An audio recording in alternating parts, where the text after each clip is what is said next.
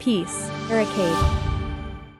Hello and welcome on the Peace Barricade. This is Maria Cernat, the host of the show, an academic based in Bucharest, and with me, the co-host Florina Tufescu. She is also a member of the newly formed World BEYOND War Romania.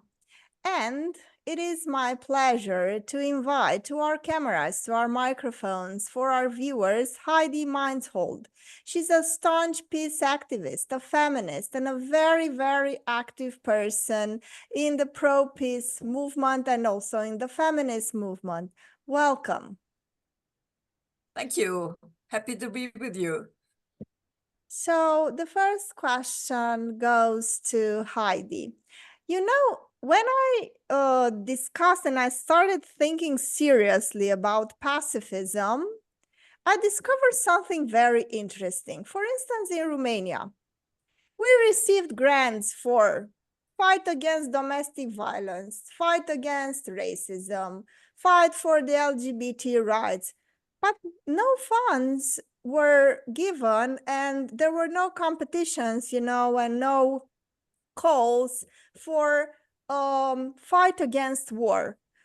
And I think this is very interesting because in the whole progressive movement, you've been active for decades. And it is my intuition and my feeling that pacifism started to be somehow marginalized in what we call the neoliberal era.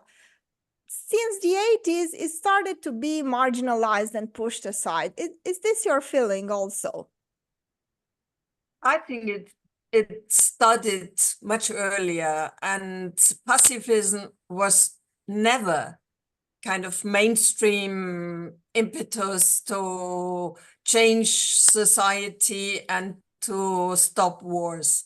And my organization, which is the Women's International League for Peace and Freedom, was founded in 1915 exactly to analyze the root causes of war and violence and to stop wars, to stop the pushing factors also for war. And this was, of course, in a large part, it was economy. And they didn't speak about neoliberalism at this time, but they understood that, and this was one of the founding mothers, leader Gustava Heimann, said it already in the founding Congress, that the economy must serve the needs of the people and not those of profit and privileges. And they, of course, they saw the connection with disarmament or the profit of the arms industry.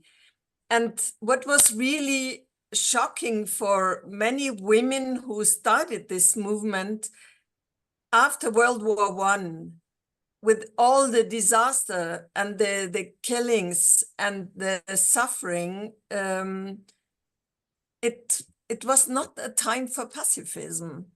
It was the beginning also, and the beginning or the parallel development towards fascism at this time. And for example, the arms industry, which was forbidden in my country due to the Versailles Treaty, they just put it, even they produced in Russia at this time, the Germans. So it was always a continuity of people thinking that conflict can only be solved by weapons.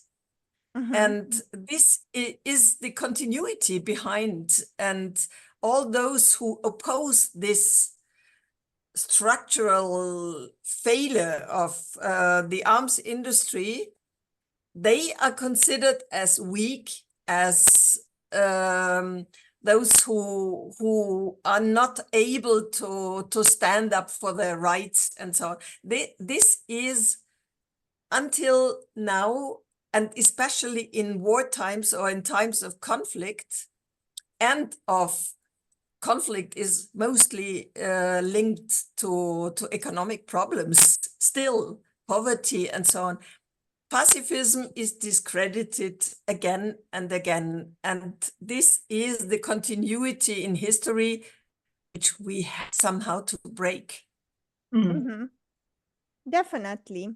So you've been a pacifist activist for a very long time, but I think there was a time when pacifism was more successful than now. Probably this is just wishful thinking from a much younger activist. But do you feel that there were times when pacifism was more successful than now? I think we had, for example, in Germany, we had this, it was a short period after the end of the Cold War, where we thought that the paradigm could change. And this idea, which of the Olof Palme and the Helsinki assemblies, really working for common security, and the creation of the OSCE as a bridge, especially for Europe, even if the Americans and Canada are part of this, but we believed in a kind of window of opportunity in this case, and stop also arms races. There were treaties negotiated, and this was kind of really a period where I started being very much involved. It was from the end of the 70s to the 90s, and breakdown of the Berlin Wall and all these elements. And therefore, probably we believed a little bit too much in change is possible. And now for me, it's nearly a sad experience that we have young women in our organization who clearly tell me, no, we are feminists, but we are not pacifists. Oh, wow. And this is, I still have no clear answer to this, because for me, it's linked. Yes, definitely. So, do you want to ask something, Florina? Because I don't want to monopolize the conversation. I was thinking of asking Heidi, who do you think, or which are the actors that bear the main responsibility for this escalation towards war, and the fact that pacifism is so marginal today? So who bears the main responsibility? And the second question is, what can we do to strengthen the pacifist movement and to make it a powerful lobby that can stand against the military industrial complex, which is very powerful right now? So this is partly, you have given already the answer. This military industrial complex is a big challenge, of course, because it's defining also national economy and the successes, especially in times of crisis. We see it in the arms production, also in my country, on the stock exchange. They just go up, and they make sure that national economy is not crashing. At the same time, there is the absolute lack of the link between the destruction they are organizing through the production already with the resources they need for this, but also using this high technology is so disastrous for the environment and for the climate. But of course, it's for us, a civil society, a driving factor is the fear.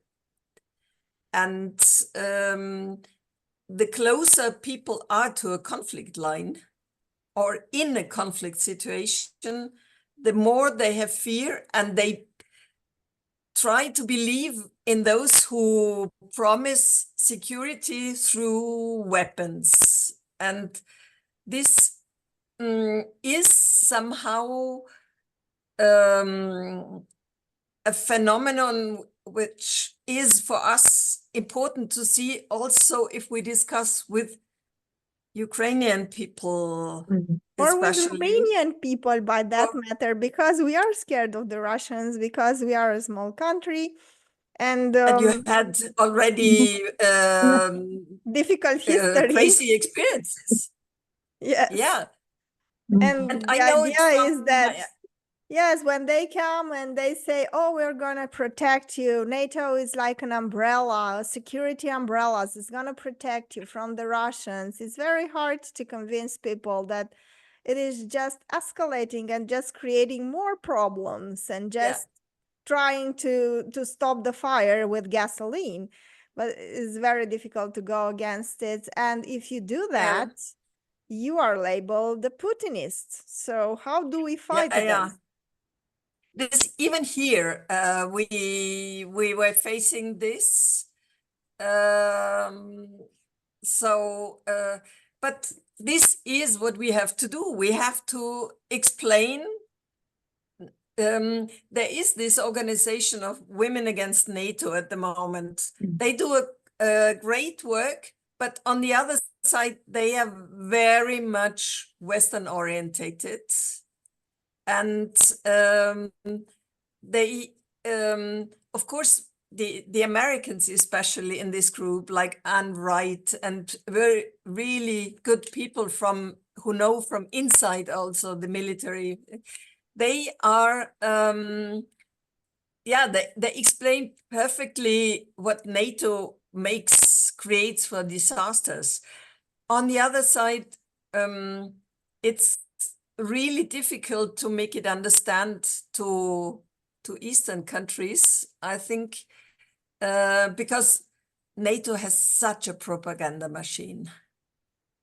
And this is, it's for us, a civil society, it's extremely difficult to go against the propaganda machine, and especially as feminists, because as you said also once, they are now very much inclusive, to have advocacy for women, and NATO Secretary General. This was a big discussion, getting more women into this, and also from Angelina Jolie, for example. She made such a propaganda for NATO with her face, and we never were aggressive, we just protect.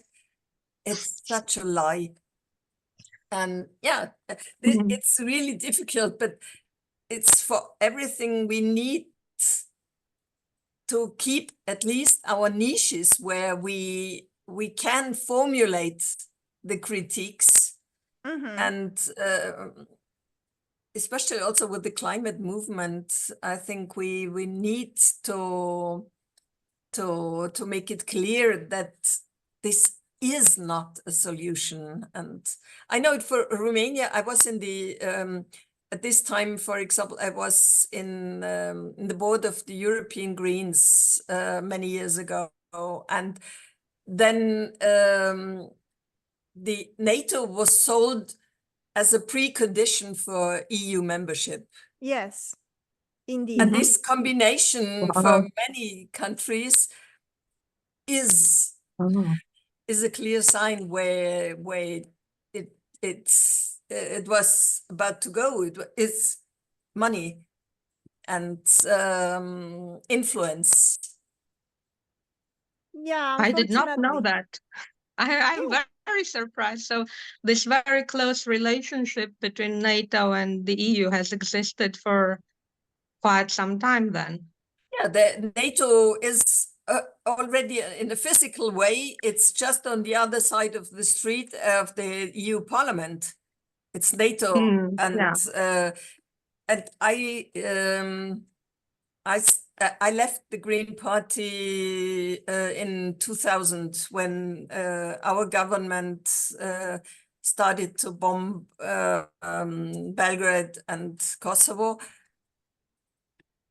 But yeah, this was, it's a sad combination, but it's very clear also where the connections are.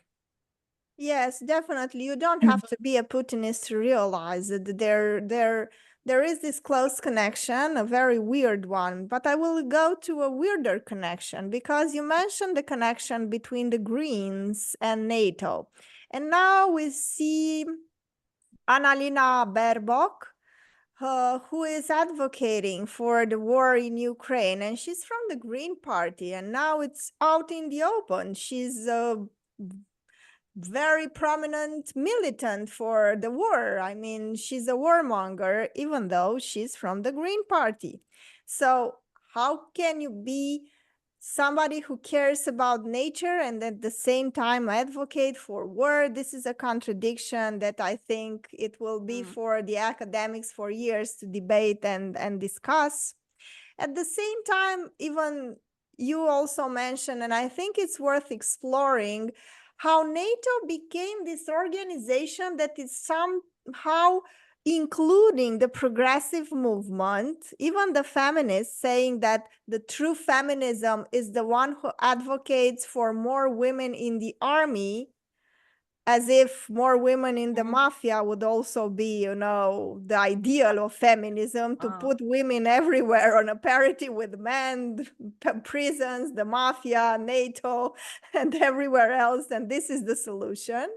It doesn't matter what kind of organization, at least you have parity, and yay, this is a way, this is the way to go for feminism. And but this is, sorry. And I find this very troubling because it seems that we have to fight on two fronts. We have to convince the public, but also in our organizations to convince women that this is not feminism. Being pro-NATO is not feminism. It's very difficult to argue because, for example, to add something to when you mentioned Annalena Baerbock, she introduced the feminist foreign policy in Germany. There were others before, especially Sweden, and the concept has a bigger history, but Sweden gave up with a conservative government, and now Germany really reclaims feminist foreign policy. We have a lot. We have a quite active group on the implementation of National Action Plan on 1325, for example.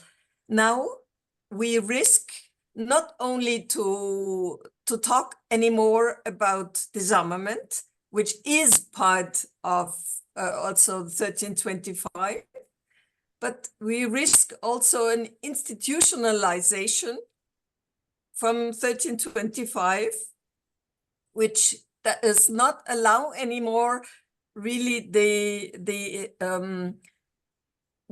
commitment of the civil society. It's just very selective who has still a say in these groups, and this is a big risk.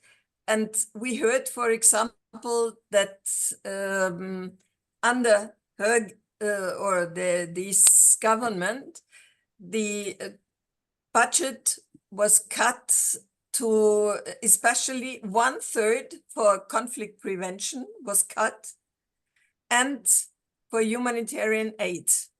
So this sounds a bit contradictory because humanitarian aid is especially when the conflict destroyed so many things that we have to rebuild, and our industry gains again to rebuild something. But the prevention, and this is one of the key elements of the 1325 or the Women, Peace and Security agenda, they take now more and more the argument that prevention, you cannot measure prevention. And so they can just cut it. And this has economic, social cuts included. And just making nice photos with women all over the world where it's perhaps better than a man, a foreign minister who goes somewhere and just sit with the important people. At least Baerbock meets women's groups and so on. But this is not enough.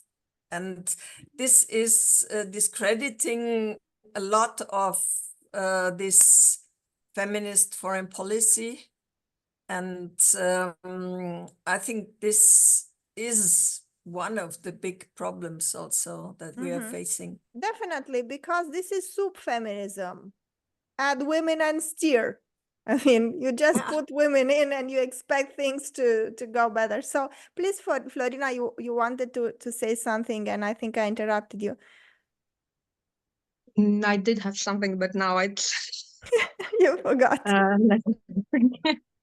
Yeah, I was thinking it's actually quite deliberate, this defunding of the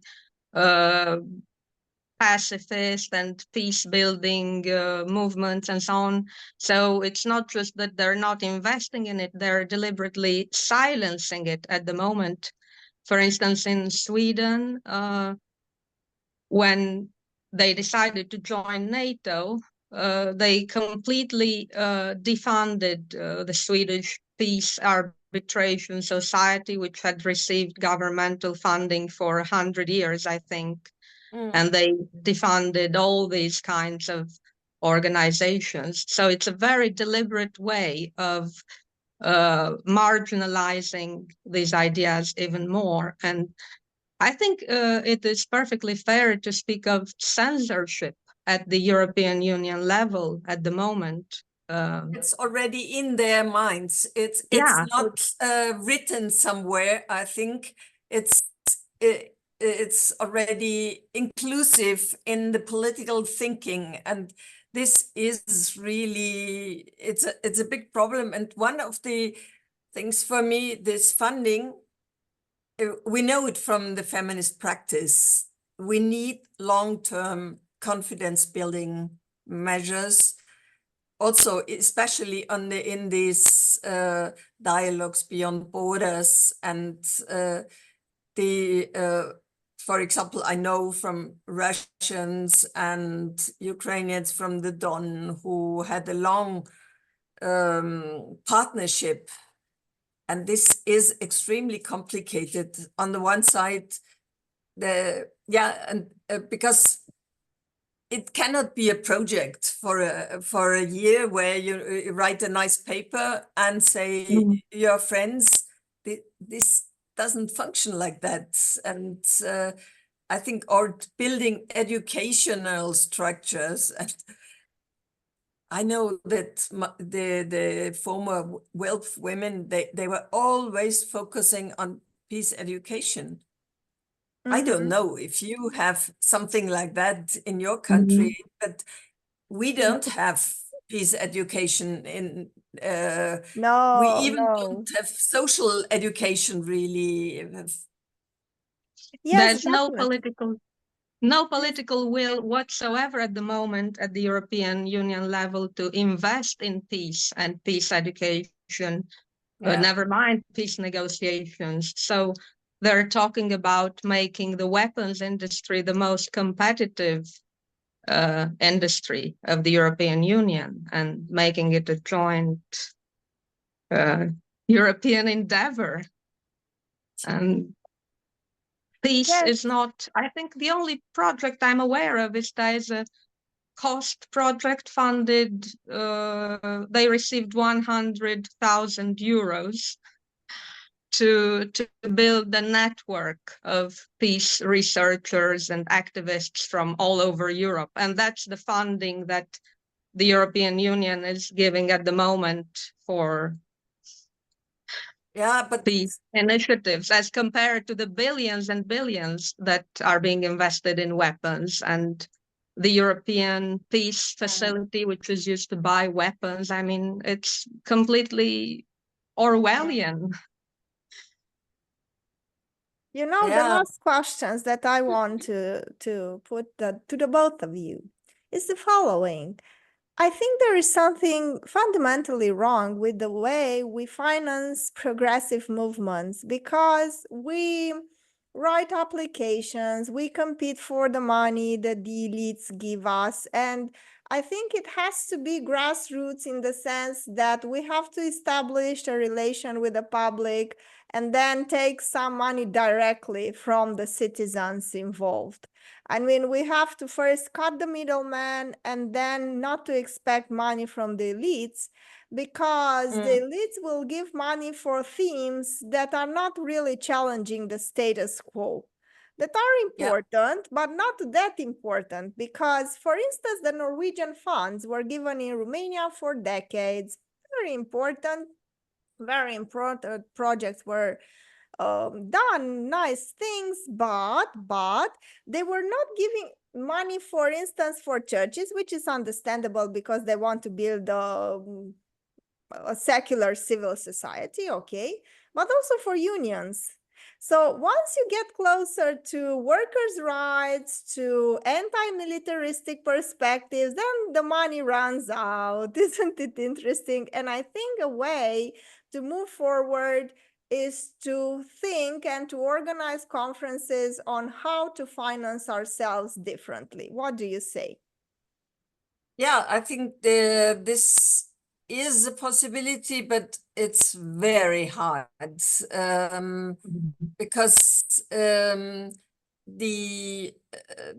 amount of poverty also that is rising. So these committed women who are not just working in their job, but having some time, some energy to invest in political work and the voluntarism is going back, because this is not so, yeah, I would nearly say fashionable. I had the chance to do voluntary work a lot because I was a teacher, and I could organize some part-time work for me to have some time. But this is a privilege that I used also. Some of my colleagues, or most of my colleagues, did not use it like that. And I think we have to be extremely careful from where we take the money. And this means at the other side that we have to use some niches. And even if it's not the big news, we need to have these niches where we meet, where we continue to discuss what is what are the real challenges, and how we are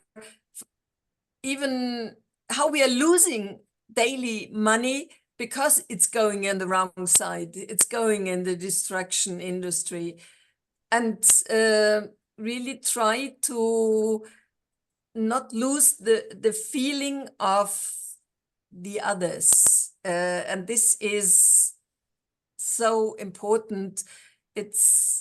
And then of course, it's difficult to organize something for degrowth, for example. It was some years ago, it was kind of, yeah, it had a little boom time, but now also my sons, they say, shut up, degrowth is stupid.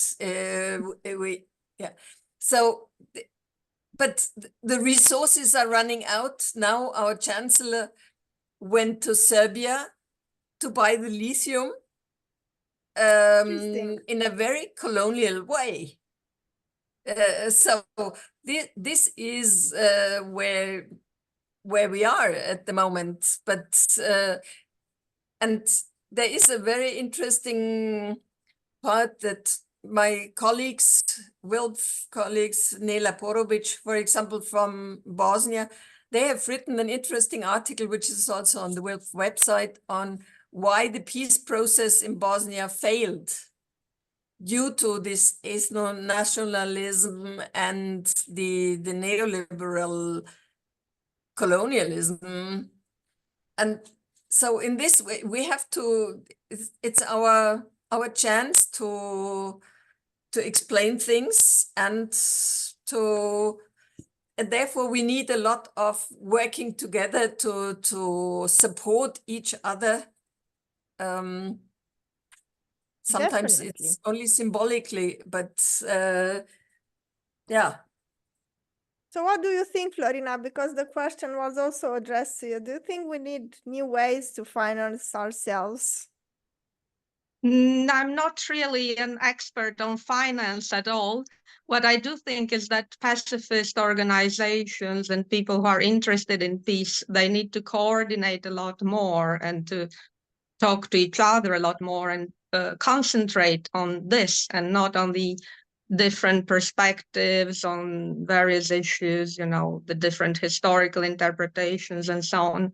Everyone should concentrate on achieving a ceasefire in all the terrible conflicts we are seeing now, and on efforts towards demilitarization and that kind of thing. And I want to ask Heidi something, because we are coming to the end, I think. And yeah, I wanted to ask Heidi, what keeps you inspired? Who are the people, or what are the sources of inspirations that you have that give you strength to go on with this very difficult work that you're doing and many people are doing? I think it's exactly what you said, the people who still have alternative ideas, creative ideas, and also a lot of artists, musicians, creative people who continue to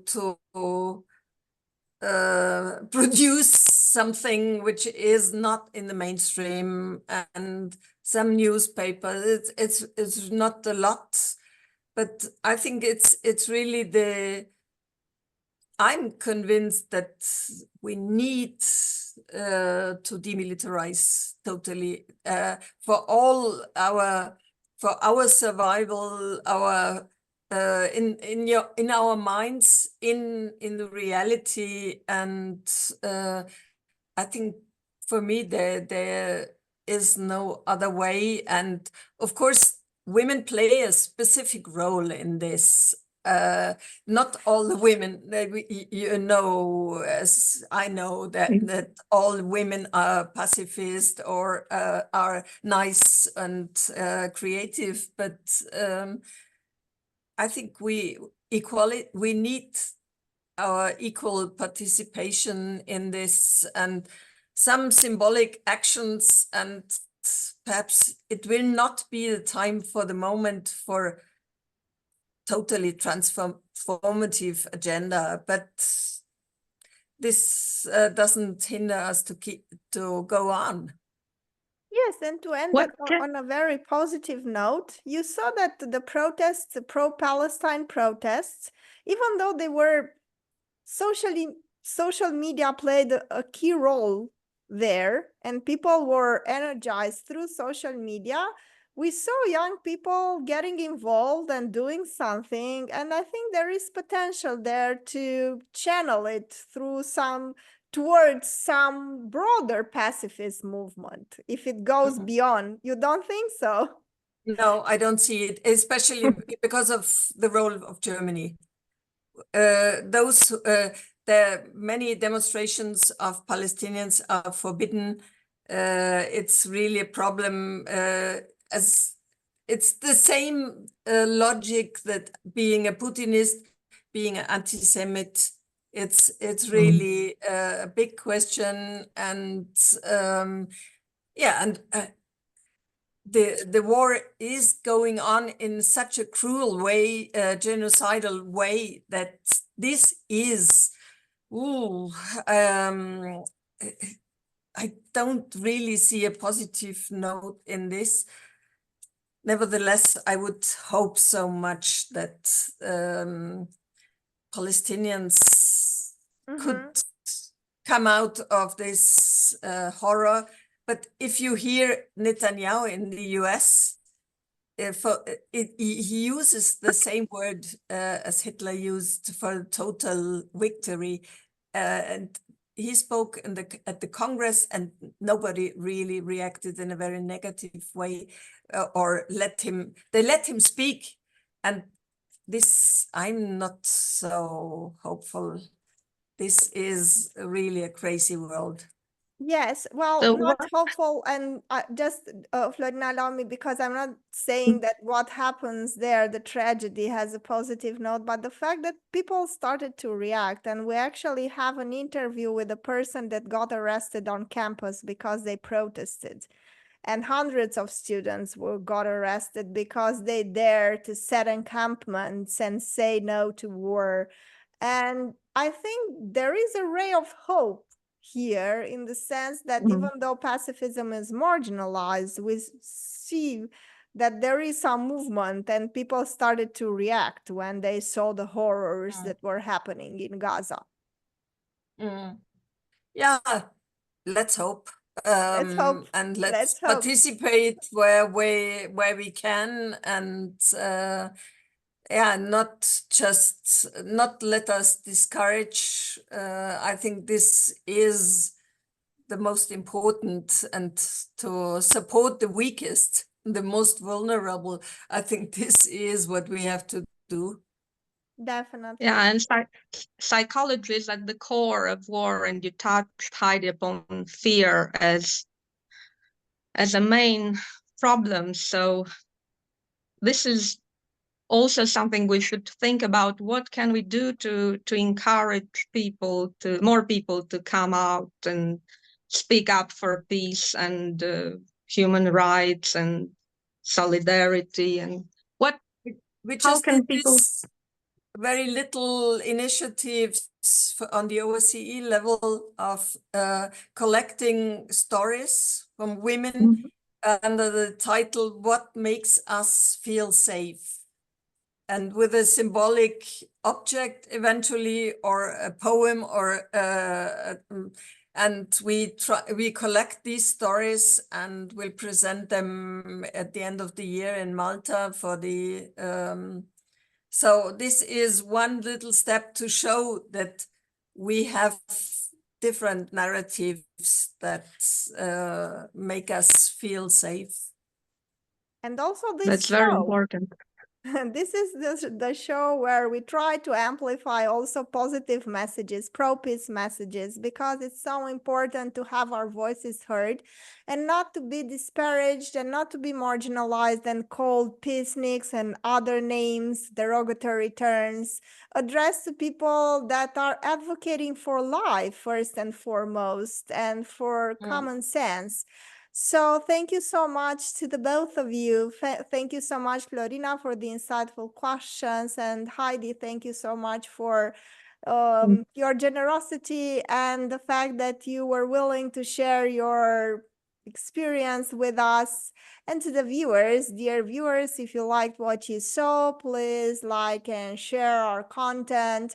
This is a podcast where peace is the most important message, the pro-peace message. Thank you so much for watching. Thank you, Heidi. Thank you, Florina.